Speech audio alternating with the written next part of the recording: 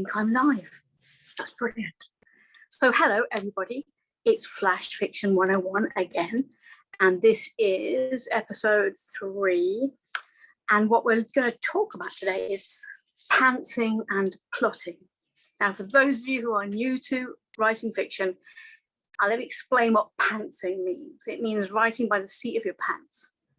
It's not about anything else. So it really is having no plot, no structure, just sitting down with a pen and letting it go. And I think if you are able to do that, it's a great way to start. But many people find that blank page really difficult to deal with. So we're going to talk about the blank page and how to pants it. And to give you some ideas for pantsing, I love the phrase pantsing.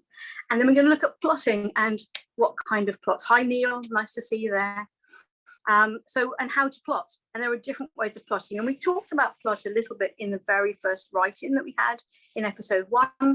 But we're going to talk about it in a little bit more detail today to give you an idea. It's a bit quiet again. I know it's a bit quiet, but people will come and watch. It doesn't matter. So let's get on with plotting and pantsing. The first thing I want to talk about is pantsing. Imagine you've got the blank page and you just don't know what to write. You haven't got a clue. You've got to come up with this idea for a story. You've got a competition you want to enter. Perhaps you've got an assignment you've got to do, and you've got no idea what to put on the page. Well, we're very lucky because there are only so many types of story to be told. So, and if you contact me afterwards, I'll give you some secrets. I'll tell you some secrets. But there are only so many types of stories to be told. So if we look at what kind of stories to be told, it can give us some idea of where do we begin? Quite simply, where do we begin? Now, the first story, the first type of plot, if you like, the first idea for a story could be something like a moral tale. Aesop's Fables, classic, a moral tale, a tale with a twist in it, something that would teach somebody a lesson, show somebody the meaning, or develop a conscience or something like that. So we've got a moral plot. So if we've got no idea and we haven't plotted anything down, we've got an idea that we know that we could write a moral story. If we don't want to write a moral story, we could write something like fantasy. We could write a romance.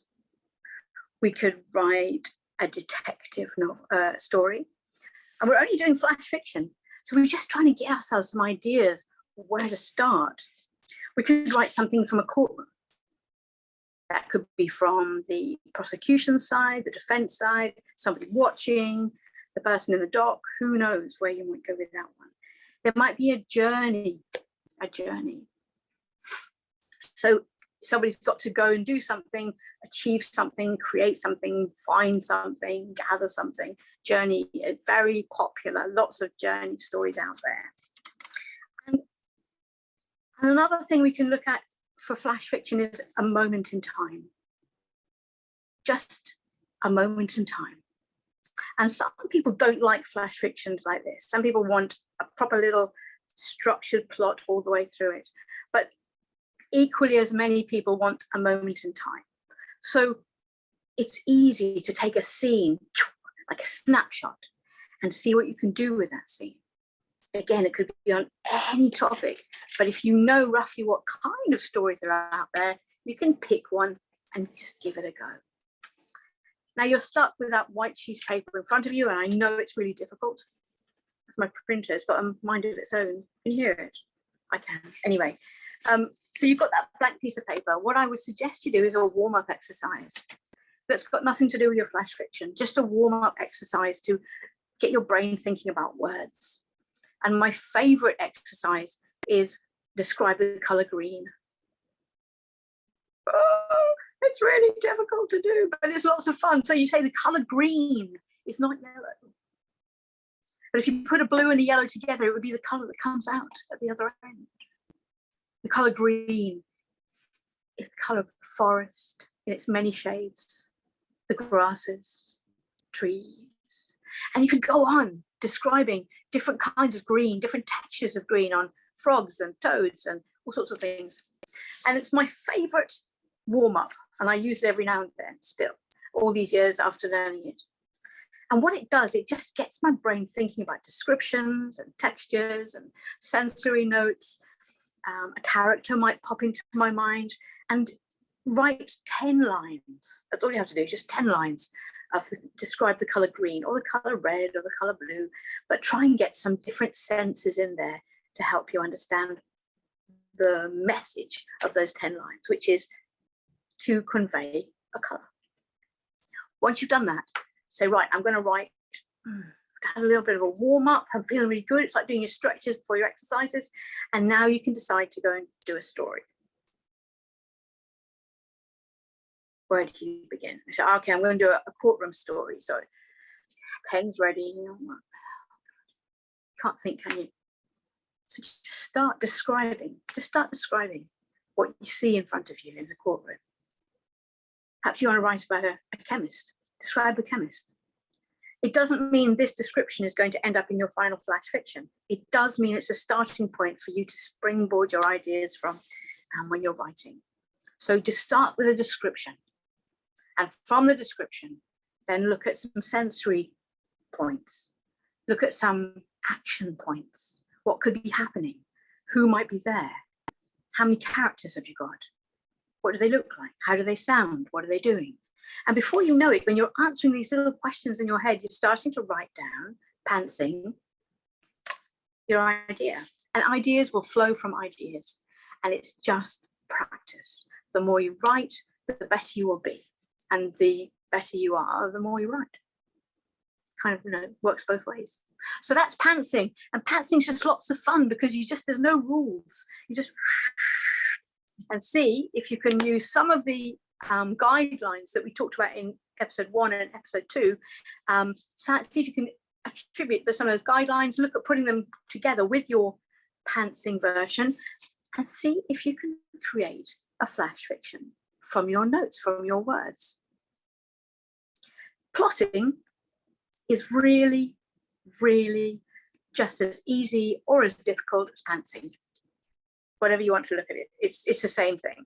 So plotting is actually, we've looked at this in section 1 before, and we had a picture that looked a bit like this. And I know that's back to front for all of you.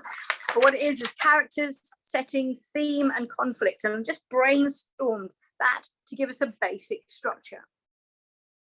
Right, I've definitely got a character like this. I've definitely got a message. I'm going to be looking at conscience thing, or I'm going to be looking at death, or whatever you're going to put in there. And you've got yourself a little structure, a little mind map.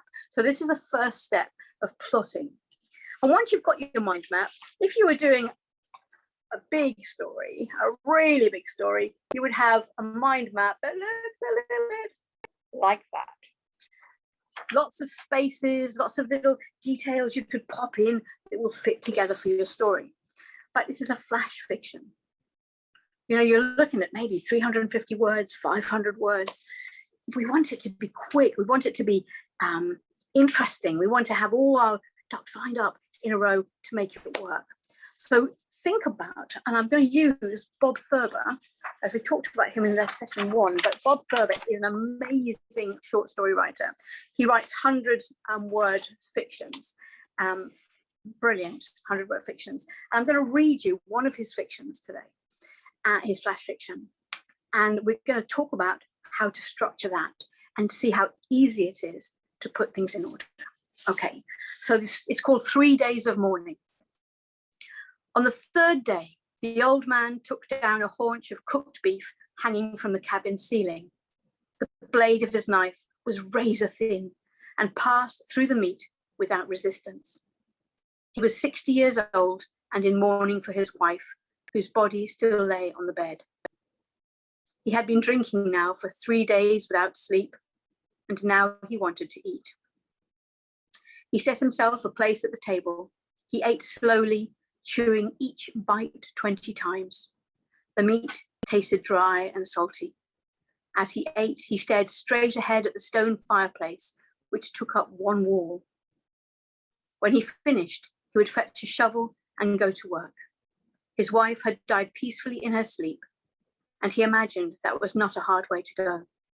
When his time came, he believed very little effort would be necessary. Hi, Susie, nice to see you joining us. So that's Bob Thurber's 3 Days of Mourning. It's a really stunning piece of flash fiction. Why? Because I'm going to show you now. On the third day, the old man took down a haunch of cooked beef hanging from the cabin ceiling. We've got an introduction here. On the third day, we know something's happened. There's a sense of time, which is really great. We've got a character, an old man, and we've got a prop and a place. We've got a cabin and we've got some beef. Oh, okay. Quite a lot of detail in that first sentence. So if your first sentence can have the character, a time, a place, and a prop, we're winning. The blade of his knife was razor thin and passed through the meat without resistance. Character in action with the prop. Wow, sublime. He was 60 years old and in mourning for his wife, whose body still lay on the bed. Physical and mental characteristics, so his age, we've got his emotions in mourning, and the present situation where his wife has died and he's in this third day of mourning. So we have this lovely description. It's just a simple description, but it gives us so much information for the story. He had been drinking now for 3 days without sleep, and now he wanted to eat. We've got the character. We've got a reaction to the event. He's not slept for 3 days. And the present situation. He's ready to eat. Now that tells us the next thing is going to be about him eating. So he set himself a place at the table. We've got the character, action, he's got some action, he's moving towards eating something because we know he wants to eat something. He ate slowly, chewing each bite 20 times. Character in action.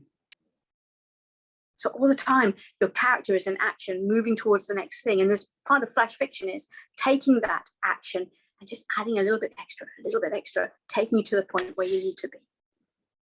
The meat tasted dry and salty. That's a sensory reaction. The meat tasted dry and salty. Gives us an idea of it's not particularly very nice. It's old, possibly. A bit like the situation is not very nice. He's old, his wife's old, the cabin's probably old. As he ate, he stared straight ahead at the stone fireplace, which took up one wall. We have a character's reflection. It's a bit of a delay over a short passage of time. So it gives us a little bit more time passing in the story. When he finished, he would fetch a shovel and go to work. New goal, new thought. So we've got the food, we've got the 3 days of mourning, we've got the action of the food, we've got reflection of what's going to happen, and then he's got a new goal, bringing us towards the ending. His wife had died peacefully in her sleep. We know what he's thinking about. That's the character's reflection, but we still got to get to the goal. The goal is, when he finished, he would fetch a shovel and go to work. What's he going to do? Has he murdered his wife? Has she died peacefully?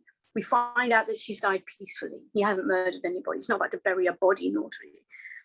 His reflection on that situation is revealed when we hear about the wife dying peacefully. And he imagined that was not a hard way to go. He's got a gentle thought about life. And he goes a very understated ending here, which works very well. When his time came, he believed very little effort would be necessary. That's his response to death, to dying. And it's very understated. And that understatement brings the story together. So for a structure, that's pretty cool. So we can structure our story with idea, theme, action, a prop, more action leading to an idea or a theme, more action and an ending. That's flash fiction. Now you can look at all sorts of complex plotting guides for flash fiction. We've looked at a few in character. We've looked at a few just generally when we looked at the introduction. I think this particular plot line of having these different levels of action is a realistic one for flash fiction. So what we're doing for time, 7:15, brilliant. So we've done basically plotting and pantsing, and that is it. A nice short one for today, but hopefully get out there, get your paper, plot away or pants and see what you can come up with. And I would love, love, love to hear from you and to read some of your stories. Okay, leave your comments as usual under everything on YouTube if you watch the YouTube version. And thanks for joining in on the Facebook version. So it's really nice, everybody. Take care, and I'll see you in 10 days.